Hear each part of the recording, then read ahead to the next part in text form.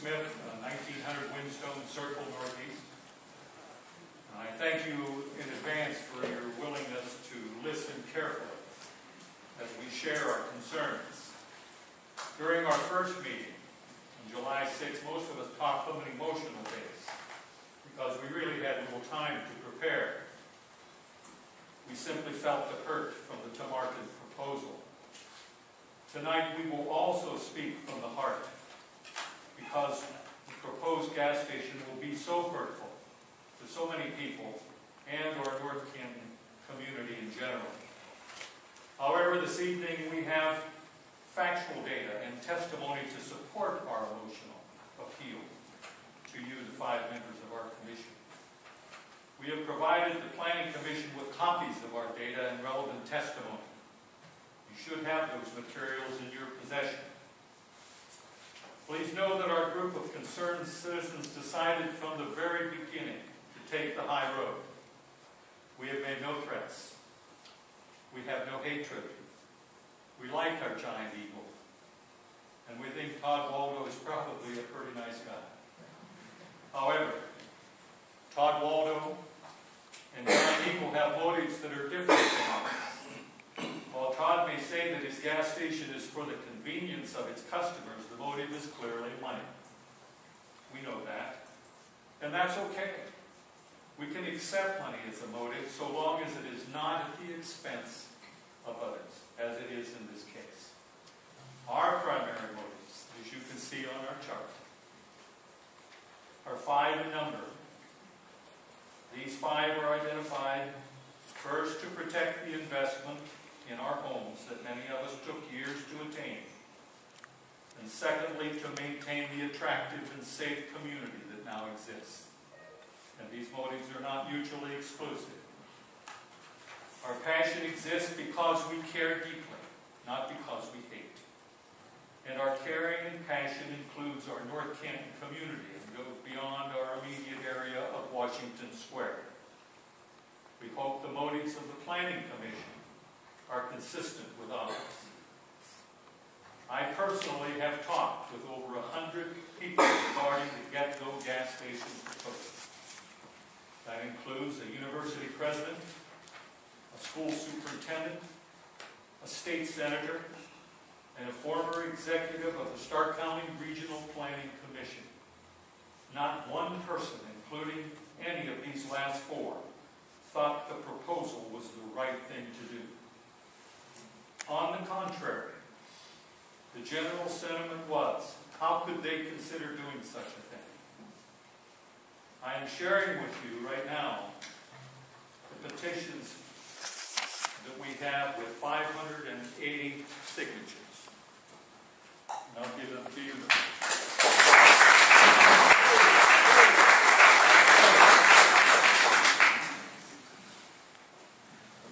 580 signatures that demonstrate profound opposition to the Tamarkin proposal. We are hoping and praying. Yes, some of us are praying daily, that the 5 members of this Planning Commission will share this same sentiment. That putting a gas station on this site proposed is not the right thing. It is not the sensible thing. And it is not the caring thing to do. To help bring you to that point of sensibility, if you are not already there, we are presenting data and testimony that should be helpful. So at this time, Dr. Jim Yonley will now continue our presentation. I'm Jim Yonley. I live in 1999 Windstone, very adjacent to this considered site.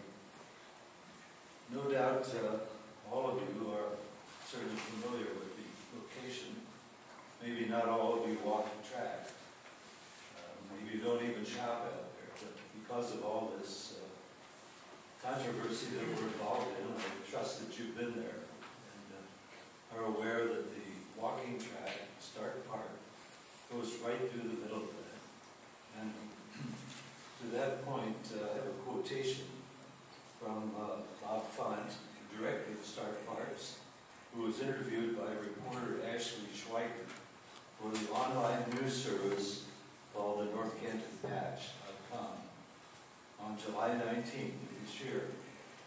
Quote, "That Washington Square 2-mile loop is the busiest trail per mile." So, and that's a big outfit, that park. And that little section out there is the busiest, so just keep that in mind. Font said it's right in the middle of the community. End quote. My point is, gentlemen, that is a busy place. Now, we've done actual pedestrian counts, and that information is in your packets that you already have. We've collected these at different times, on different days, at the same location, and they show an average of 289 persons on the trail per day. They are either entering or leaving the marketplace at Washington Square. And you have that data. I trust you have looked at that and take it seriously. Many of these users are parents with small children, some with strollers, others with their pets, a lot of joggers, especially from Walsh University and North Haven High School.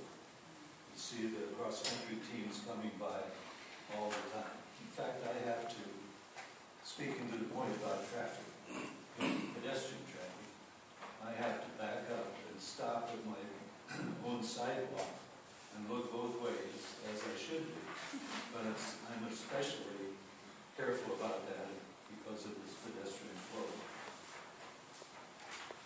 This is a very vulnerable group of users that does not react quickly or necessarily correctly to sudden danger, that of a fast-moving car that's on the way to the station or leaving because they've had to buy gas and now they're late for work.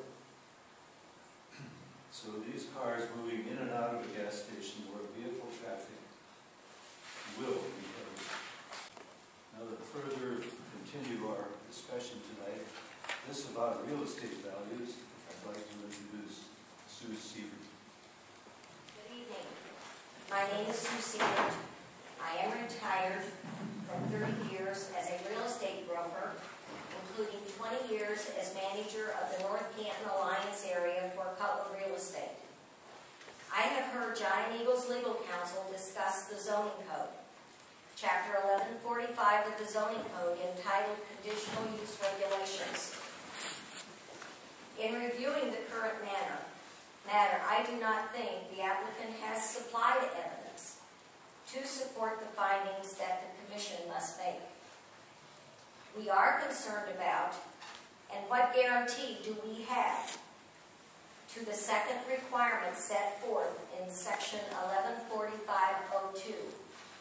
B, will not be detrimental to property values in the immediate vicinity. The applicant has supplied no evidence to support this conclusion. C, will restrict or adversely affect the existing use of the adjacent property. G, the establishment, maintenance, or operation of the conditional use will not be detrimental to or endanger the public health, safety, or general welfare. K, adequate measures have been or will be taken to provide ingress and egress designed to minimize traffic congestion on the surrounding public streets. They have not supplied evidence to B, C, G, and K. At the time of the development of Washington Square, the city spent a lot of money widening streets, new lighting, and an underground tunnel for students at Walsh University. A commitment was made by the developer to keep architecture design, and a gas station was excluded. How does this project of the gas station conform to the original commitment to the city for traditional architecture design of a low profile of signage, lighting, and noise? Since our last meeting here, I have spoken to other experienced people in real estate. I am going to read excerpts from letters and conversations addressing the impact of the proposed GetGo station. You have received copies of these letters for your review.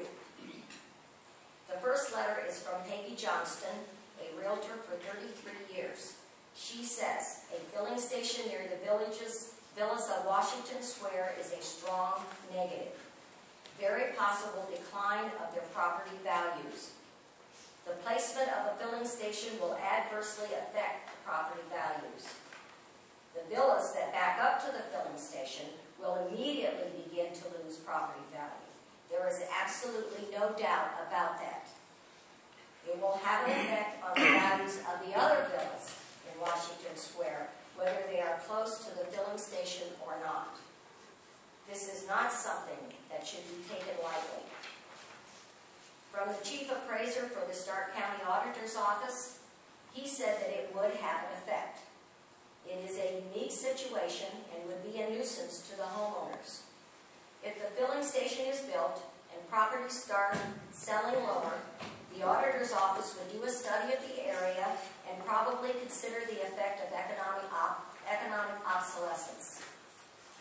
From a commercial realtor, he doesn't know of any filling stations built this close to new residential neighborhoods.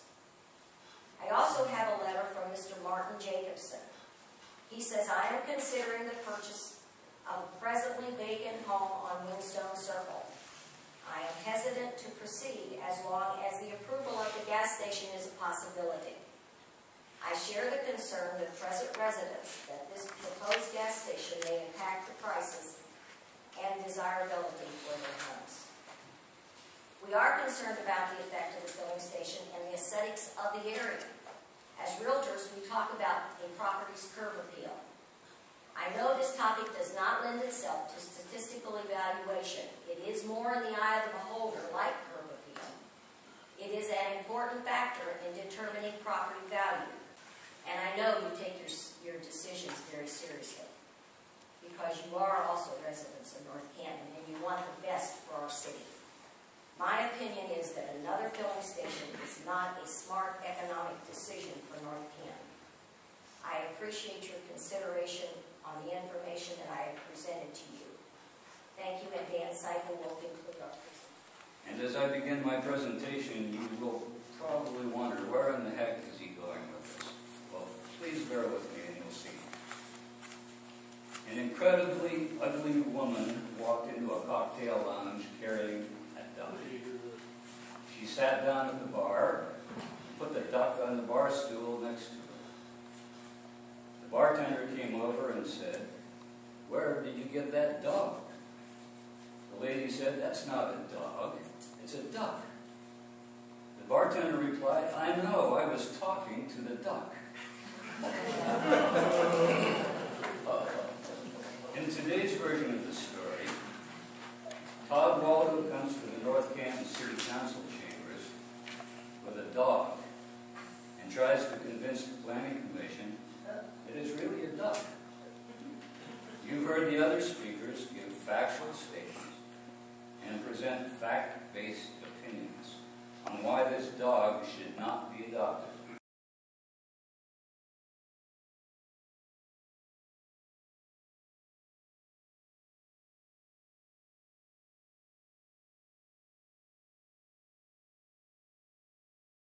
Continuing with the public hearing, anyone here representing the Getco fuel station wish to have opening comments? Thank you. Good evening. My name is Jordan Burns. I'm counsel for Giant Eagle in conjunction with this matter. I want to start out by thanking you for your attention to it. At the July 6th meeting, this matter was tabled in light of a number of concerns that were raised by both you as members of the Planning Commission and also residents who attended that meeting. As a consequence of the concerns that were raised, the proposal before you tonight is significantly different than the one initially presented. Giant Eagle heard those concerns and has sought to address to the greatest extent possible the concerns to address the issues that were raised by you and the residents who attended that meeting. And with me tonight to review those changes and answer any other questions you might have is Todd Waldo, Senior Manager of Real Estate and Development for Giant Eagle. Also with me this evening is Beth Porta from DeHoff, the owner of the property. Before I allow Todd to speak, I thought it would be a good idea to review for you the standards applicable to the conditional use proposed here, since those are the standards which your decision tonight should be governed. And I want to review those and also explain how those have been addressed by the applicant. Pursuant to your zoning code, there are a number of general criteria that are applicable to all conditional uses. There are specific standards for conditional uses as well. And then beyond that, there are supplemental regulations that apply here to gasoline stations. So in order to evaluate the proposed use here, the proposed conditional use, you need to consider all of those criteria. The first, and frankly, as I understand it, the one that got the most attention at the July 6th meeting, was whether the use will be designed, constructed, operated, and maintained so as to be harmonious and appropriate in appearance with the existing or intended character of the general vicinity. While Giant Eagle is of a mind that the original proposal met that standard, changes have been made. And again, Mr. Waldo will explain some of those changes made to address concerns that were raised about whether the use as proposed would be harmonious both in appearance and in the manner in which it was operated. As a reminder, this is a parcel that is within the business district of the city. It's adjacent to the existing shopping center where there is an existing Giant Eagle.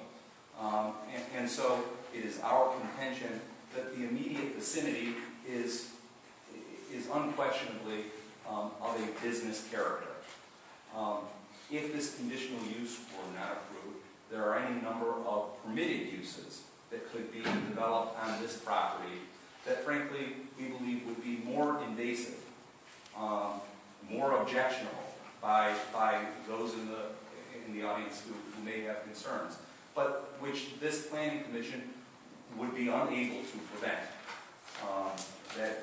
That goes to the hours of operation, that goes to the nature of the business conducted on the parcel, that goes to the buffering surrounding the parcel, all of which your code gives you authority to control to a great extent in conjunction with a conditional use. Permitted uses, you have less and in some instances no control.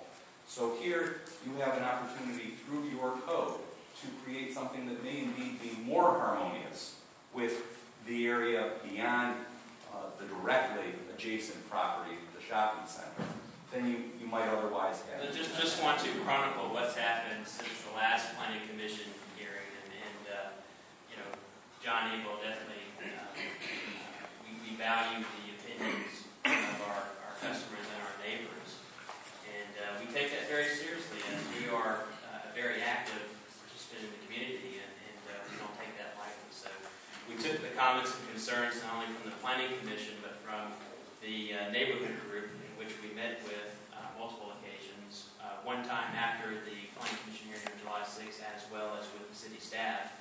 And we took those concerns to heart and tried to incorporate some changes to not only our site plan, but also to our building elevation to help soften that, to make it more appealable and more in line with some of the comments that we heard, and more in line with the character of the overall shopping center. So I'd like to just go through and highlight some of the concerns briefly as to what we heard at the last meeting and what's been voiced throughout the duration of this process with planning commission and with neighborhood groups, and then go in and address those items separately and turn to some of the graphics that we have tonight that illustrate such. Some of the concerns that we heard last time were lighting, traffic, noise, and safety issues. Just to start, if we have a building elevation that's posted to my right here that illustrates some change that we made.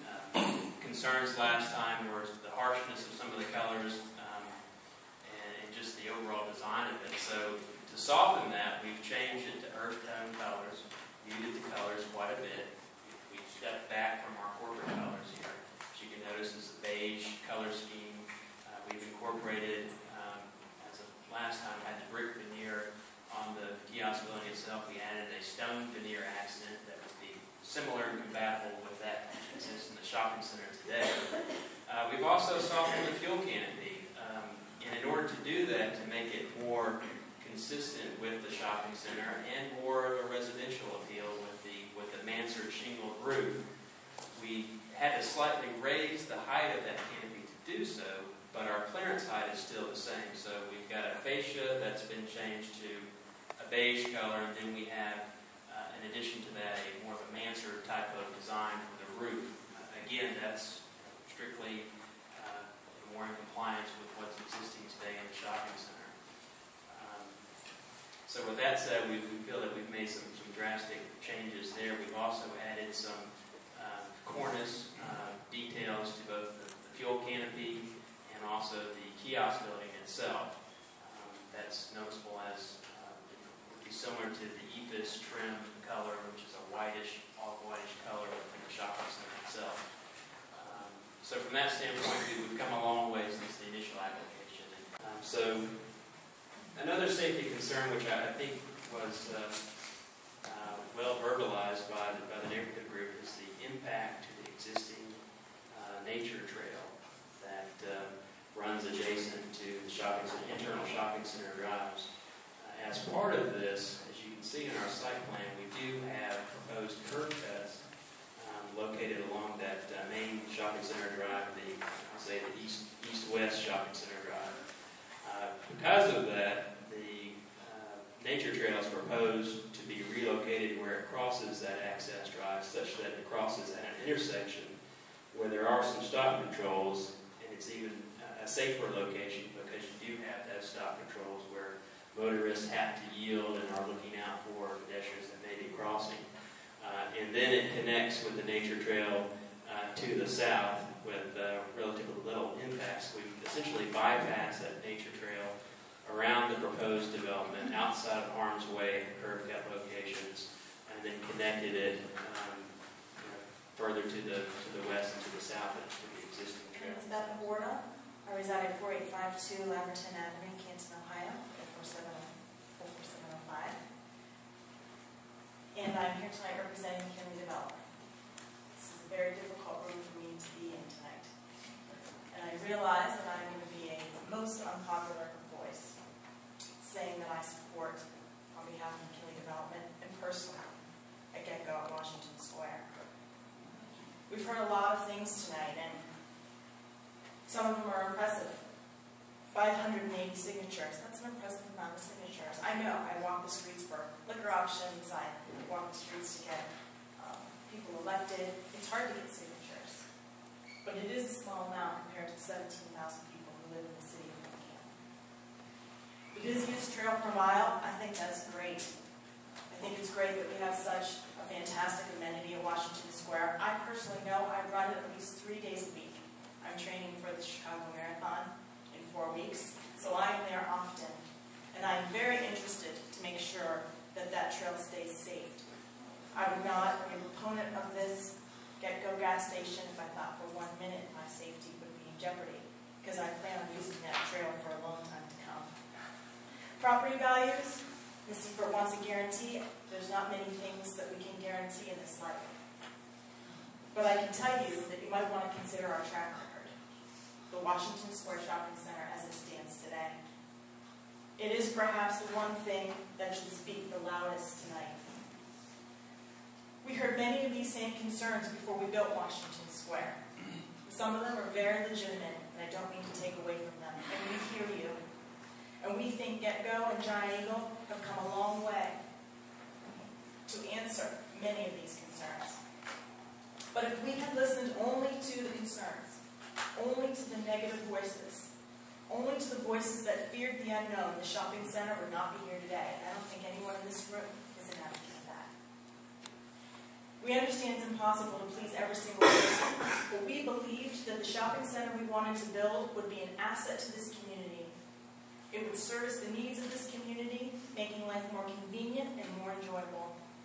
We believe we succeeded in just that. Each decision we make about what goes into this shopping center is measured against this standard. The reason why Get-Go is so important is because we believe it will serve to strengthen the anchor of the shopping center, which is Giant Eagle. It's critical that Giant Eagle stay strong. We only have to look at Oakwood Square to understand this point. I'm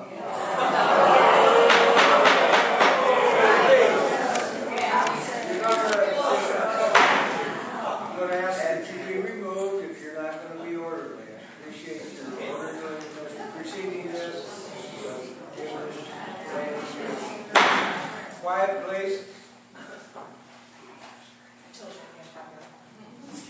Having a supporting Get-Go will increase volume and therefore increase the strength of Giant Eagle. Giant Eagle has leased an additional 7,600 square feet of space at Washington Square, with a possible additional expansion of 10,000 square feet that we hope they take advantage of. We want to see a whole new store there, and we're hoping that that's what Giant Eagle is going to do.